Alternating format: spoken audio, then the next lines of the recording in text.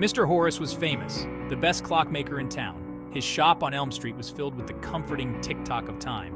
People said his clocks didn't just tell time, they sang it.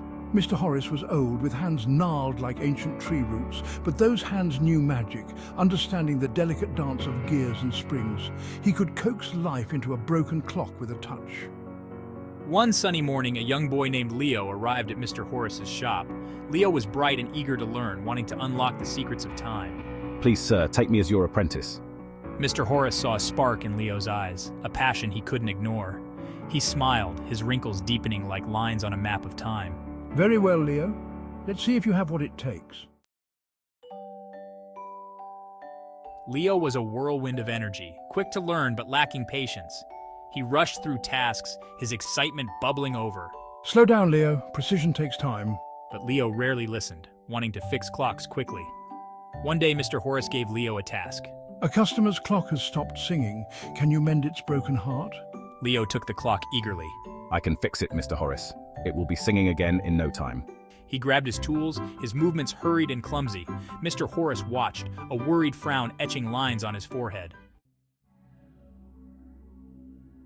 Leo began to work, disassembling the clock quickly.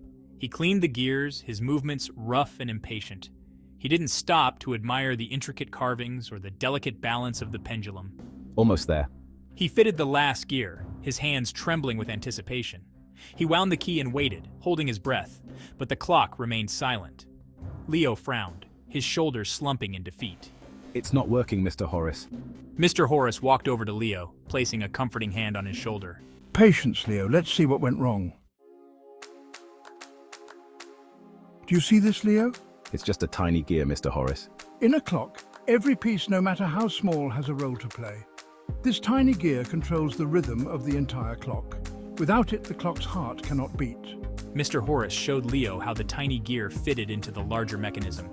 Leo had been so focused on putting the clock back together quickly that he hadn't noticed the tiny gear lying forgotten on the workbench. I didn't see it, Mr. Horace. Leo stammered, his cheeks burning with shame, realizing his mistake. That's all right, Leo. We all make mistakes. The important thing is to learn from them. Mr. Horace picked up the tiny gear and carefully placed it back in its rightful place. He then guided Leo's hand, showing him how to connect it properly with the other gears. Each gear, each spring, each screw, they all work together. They're like musicians in an orchestra, and the clock is their symphony. Leo watched, mesmerized, as Mr. Horace's fingers danced over the clock's intricate mechanism. He realized that clockmaking wasn't just about putting pieces together. It was about listening to the symphony of gears, about respecting the importance of every tick and tock. Now, Leo, try again, but this time listen to the clock, feel its rhythm. Leo took a deep breath and began to work, his movements slow and deliberate.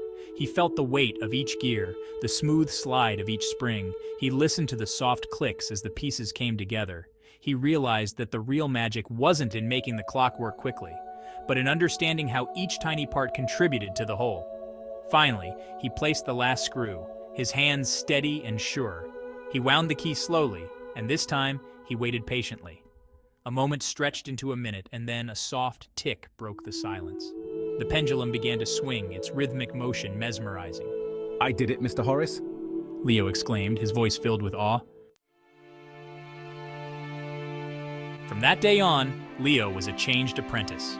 He learned to appreciate the beauty of patience, the importance of precision. He no longer rushed through his tasks, but took his time, savoring each step of the process.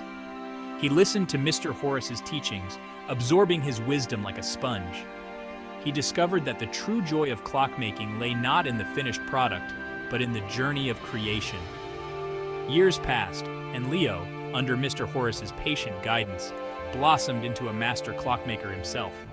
His reputation for patience and precision spread throughout the land. People came from far and wide to bring him their broken clocks, knowing that he would mend them with the same care and dedication that he had learned from his beloved mentor. And so, the legacy of the clockmaker of Elm Street lived on, passed down from one generation to the next, a timeless tale of the enduring power of patience, precision, and the beautiful symphony of time.